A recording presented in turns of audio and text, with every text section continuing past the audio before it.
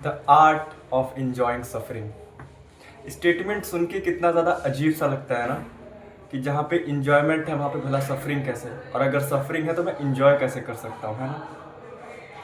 लेकिन क्या कभी चीज़ ये अजीब लगी है, बचपन से हम जब पैदा हुए हैं और जब हमें मरना भी है, हमें सब कुछ एक ही बार एक्सपीरियंस करने को मिलेगा।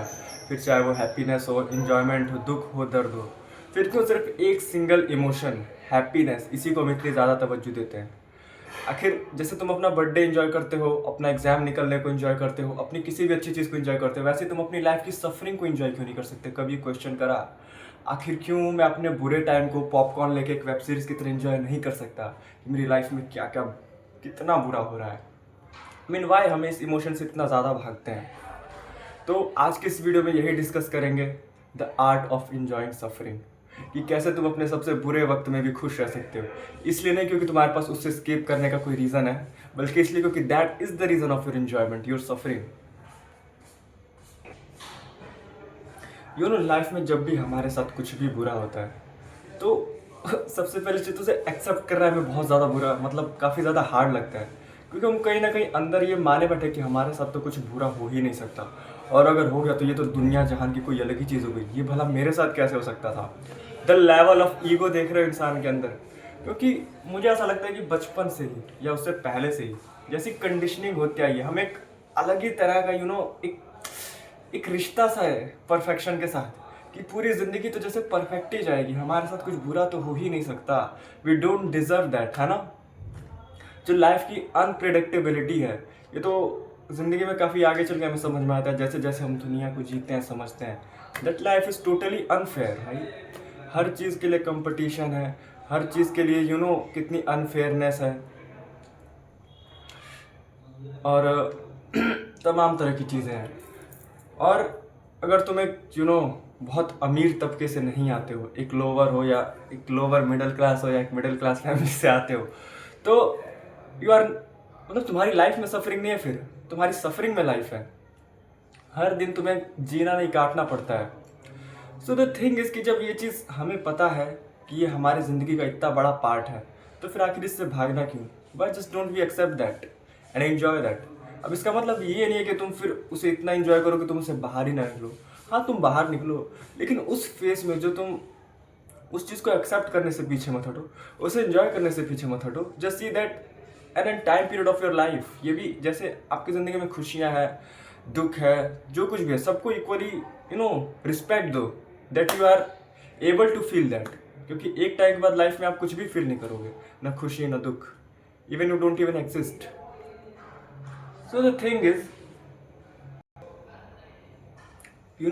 Frederick Nietzsche the great philosopher, उन्होंने एक बात कही थी कि अगर तुम्हें वेरीफाई करना है कि तुम अपनी लाइफ सही जी रहे हो या नहीं, just ask one question from your self, कि जो तुम्हारी ज़िंदगी है, जो तुम अब तक जीते आए हो, क्या तुम हर बार जीना पसंद करोगे?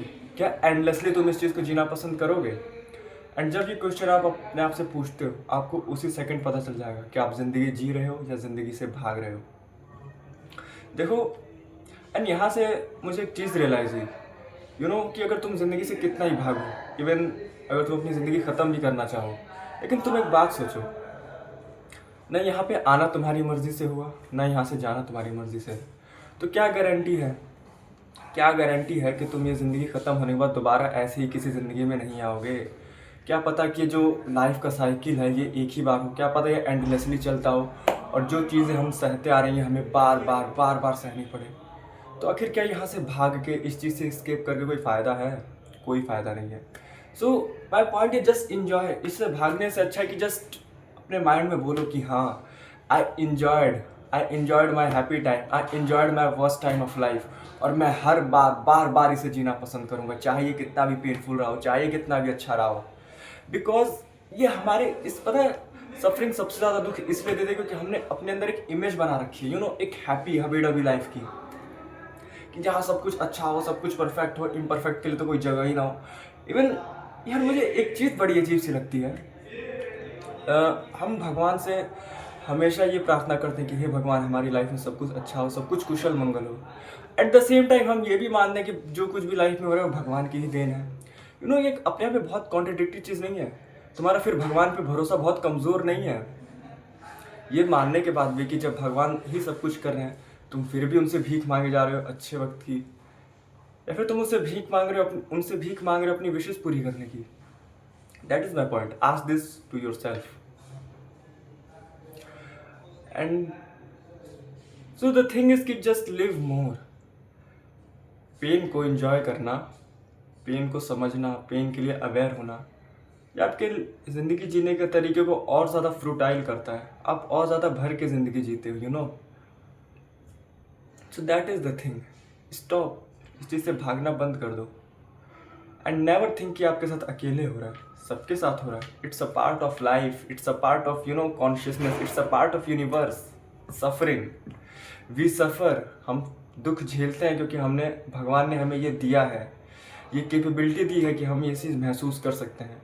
और नेवर फॉरगेट कि ये जो भी दुख जिसे आप हर सेकंड इससे दूर भागना चाहते हो, मैं दूर भागना चाहता हूँ, हम सब इसे इतना नापसंद करते हैं। जस्ट रिमेंबर वन थिंग कि आप इसे भी एक लिमिटेड टाइम तक ही महसूस कर पाओगे, उसके बाद शायद ना कर पाओ।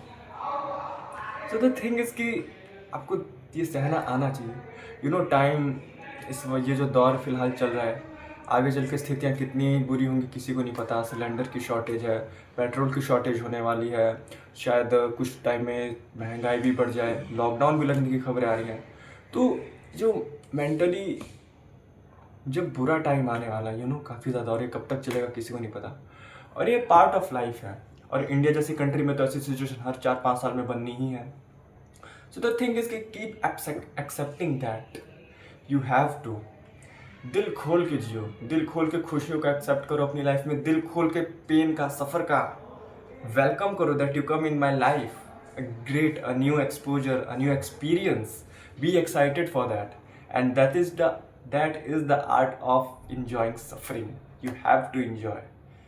ताकि जब आखिरी सांस में तुम मरो, जब जिंदगी के आखिरी सेकंड तुम्हारी लाइफ में हो, यू विल बी लाइक कि अरे हर चीज़ एंजॉय करी, कुछ भी नहीं बचा, किसी चीज़ से मैं भागा नहीं, मज़ा आ गया, क्या ज़िंदगी थी। एंड आई रियली वॉन्ट कि ऐसी एक लाइफ मुझे दोबारा जीने को मिले। और ये एक्साइटमेंट तभी आएगी जब तुम डरना छोड़ दोगे। आखिर क्या फ़ायदा, एक दिन ख़त्म हो ही जा रहा है, दैट इज़ इट। ये बातें सबको पता होंगी, सबने सुनेगी, but try to feel it. जब लाइफ में बुरा टाइम आए तब इसे अप्लाई करो, इसे याद करो, इस वीडियो को याद करो। और यही मेरी वीडियो बनाने का पॉइंट है कि आप भले ही अच्छे टाइम में मेरी बातें याद रखो या ना रखो, लेकिन जब आपका बुरा टाइम है तब ये वीडियो आपको सबसे ज़्यादा कंफर्ट करे, सबसे ज़्यादा रियलाइज़ कराए that pain is also a very initial part of your life. It's like कि क्या बताऊँ, बस आज के लिए इतना ही। और अगर ये वीडियो तुम्हें अच्छी लगे, अगर इसे 1% भी क्लैरिटी तुम्हारे माइंड, तुम्हारी लाइफ में आए, then that is the biggest success of my life. Thank you very much. Thank you for giving your important time for this video.